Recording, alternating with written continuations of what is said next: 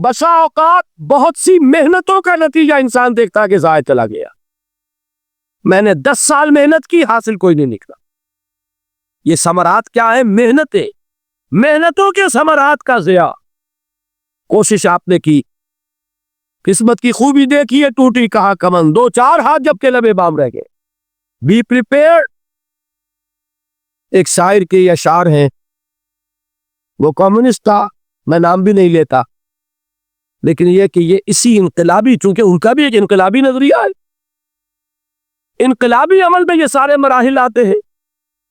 کوئی set back آیا، فرض کیجئے کوئی ناکامی ہو گئی، تو اپنے ساتھیوں کو دل بدھانے کے لیے یہ فصل امیدوں کی ہمدم، اس بار بھی غارت جائے گی، سب محنت صبح و شاموں کی اب کے بھی اکارت جائے گی۔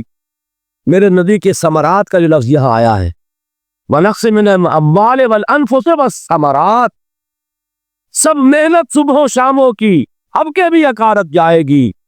دھرتی کے کونوں کھدروں میں پھر اپنے لہو کی کھاد بھرو، پھر مٹی سینچو اشکوں سے، پھر اگلی رت کی فکر کرو، پھر اگلی رت کی فکر کرو، جب پھر ایک بار اجڑنا ہے، ایک فصل پکی تو بھر پایا، تب تک تو یہی کچھ کرنا ہے۔ ایک مقصد ہے سامنے، انقلاب برپا کرنا ہے۔ ایک کوشش ناکام ہو جائے کوئی پرواہ نہیں، نیکسٹ، پھر تیار رہو ناکامی کے لیے۔ ایسا نہ ہو جو انگریزی میں کہتے ہیں hope for the best but be prepared for the worst. ایسا نہ ہو کہ دوسری مرتبہ ناکام ہو کے بددل ہو جاؤ، تمہاری ہمتیں جواب دے جائیں، نہیں، پہلے سے تیار رہو کہ دوسری مرتبہ بھی ناکامی آئے تو آئے، لیکن جب تک کہ کامیابی حاصل نہیں ہوتی ہمیں یہ کام کیے تھے۔ دیکھیے سیرت میں آیا کہ نہیں یہ واقعہ؟ بدر میں مسلمانوں کو فتح ہوئی تو احد میں زک پہنچی کہ نہیں؟ 70 صحابہ شہید ہوئے کہ نہیں؟ اگر ان کی ہمتیں جواب دے جاتی تو گاڑی کیسے چلتی آگے؟ تو فرمایا وَلَنَبْلُوَنَّكُمْ بِشَيْءٍ مِّنَ الْخَوْفِ وَالْجُوعِ وَنَقْصٍ مِّنَ الْأَمْوَالِ وَالْأَنفُسِ وَالثَّمَرَاتِ، ہم تمہیں لازم آزمائیں گے، خوف کی کیفیت سے، فقر و فاقے کی کیفیت سے، بھوک سے، جان کے نقصان سے، مال کے نقصان سے، محنتوں کے حاصل کے ضائع ہو جانے سے۔ وَبَشِّرِ الصَّابِرِينَ، اور اے نبی بشارت دیجئے صبر کرنے والوں، الَّذِينَ إِذَا أَصَابَتْهُمْ مُصِيبَةٌ، وہ کہ جب ان پر کوئی تکلیف آئے، کوئی مصیبت آئے، کوئی آزمائش آئے، قَالُوا إِنَّا لِلَّهِ وَإِنَّا إِلَيْهِ رَاجِعُونَ، وہ یہ کہیں کہ ہم اللہ ہی کے ہیں، اللہ ہی کی طرف لوٹ جانا ہے۔ یہ وہی انداز ہے جو میں نے فارسی کا شعر سنایا تھا آپ کو کہ سرے تسلیم خم ہے جو مزاج یار میں آئے، وہ ہمارا مولا ہے، ہمارا آقا ہے، اگر اسے یہی منظور ہے تو ہمیں بھی یہی منظور۔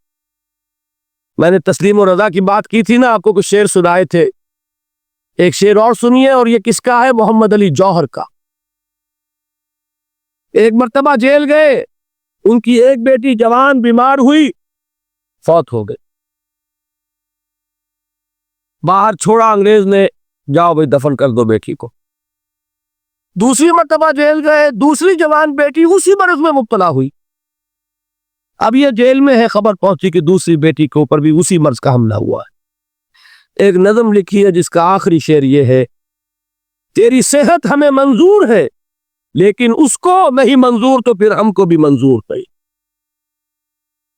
یہ ہے، جب تک یہ کیفیت نہ ہو اس میدان میں آدمی ثابت قدم نہیں رہ سکتا کہ میرے رب کو اگر یہ منظور ہے تو یہی مجھے منظور، اور تیری صحت ہمیں چاہیے تو ضرور، لیکن ہمارے رب کو منظور نہیں تو ہمیں بھی منظور۔ راضی برضائے رب۔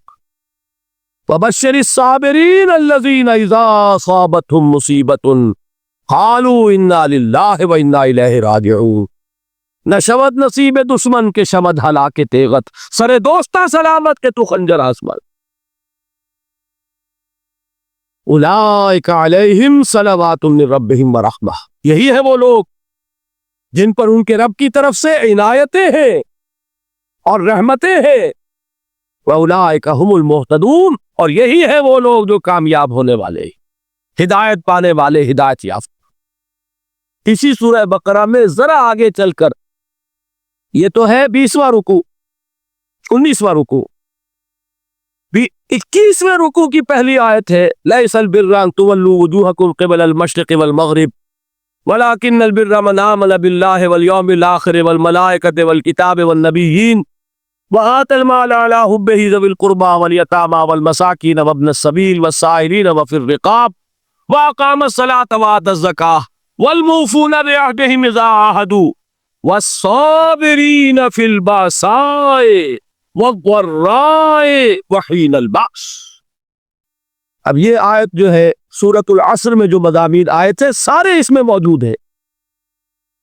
وہاں ایمان کا لفظ آیا، یہاں 5 ایمانیات کی تفصیل آ گئی، اعمال کی تفصیل آئی، اور آخری بات وہاں کیا ہے وَتَوَاصَوْا بِالصَّبْرِ، اور یہاں کیا ہے وَالصَّابِرِينَ فِي الْبَأْسَاءِ وَالضَّرَّاءِ وَحِينَ الْبَأْسِ، اور صبر کرنے والے، اصل نیکی ان کی ہے جو صبر کرے، کس میں؟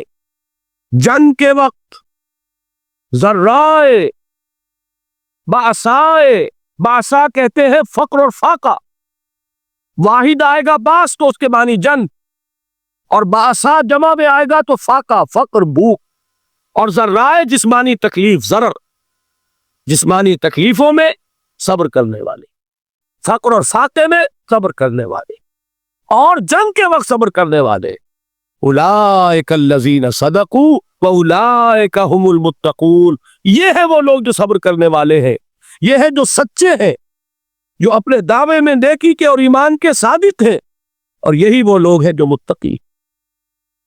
اگلی سورت ہے سورہ آل عمران، اس میں 2 لفظ آئے ہیں، آخری آیت یا ایھا الذین آمنوا اصبروا وصابروا ورابطوا واتقوا اللہ لعلکم تفلحون۔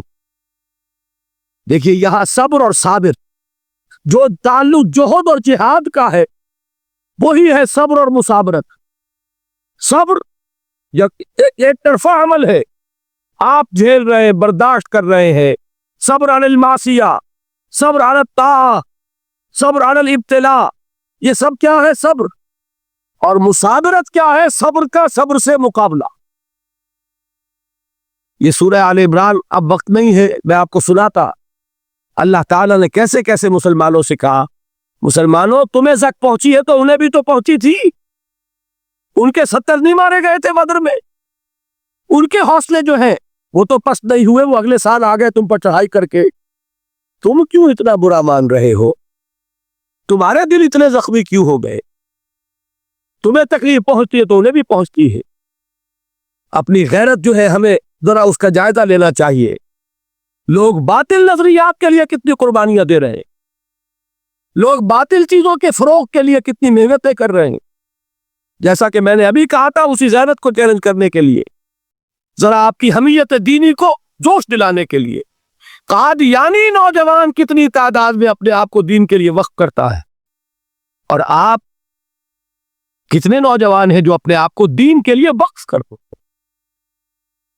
اور وہ کھاتے پیتے گھرانوں کے لوگ۔ یہ نہیں ہے کہ اگر کوئی اور کام نہیں کر سکتا تو پھر یہ ہے کہ وہ دین کے کام میں لگ جائے۔ باصلاحیت لوگ، کھاتے پیتے لوگ، ذہنی استعداد رکھنے والے لوگ، اونچے گھرانوں کے لوگ، وہ وقف کریں اپنے آپ کو دین کے لیے۔ اس کے بغیر کیسے باہر آ جائے گی، کیسے رونق آ جائے گی؟ تو دنیا میں باطل نظریات والے جو ہیں، یہ بات کہی گئی ہے، مسلمانوں تم اگر توحید کے لیے لڑ رہے ہو، دیکھتے نہیں ابو جہل کو، اس نے گردن کٹوائی ہے شرک کے لیے، شرک کے لیے گردن کٹوائے، اور تم توحید کے لیے گردن کٹوانے کو تیار دو۔ اس نے گردن کٹوائی کہ نہیں کٹوائی؟ اور کس طرح کٹوائی ہے؟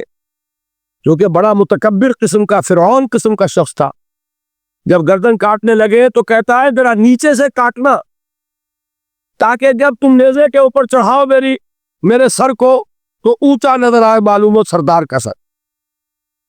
وہ بدبخت مرتے ہوئے بھی جو اس کی یہ کیفیت تھی نا، اس کو ذہن میں رکھی۔ تو یہ اس لوگوں نے قربانیاں دی، جانیں دی، تو فرمایا اگر تم ان سے زیادہ قربانی نہیں دو گے، جو نوٹ کر لیجئے اس کو، مجرد اگر حق کو غالب کرنا اللہ کے ذمے ہو تو آنے واحد میں غالب کر دے گا، تمہیں تکلیف ہی دینے کی ضرورت نہیں۔ سمجھ رہے؟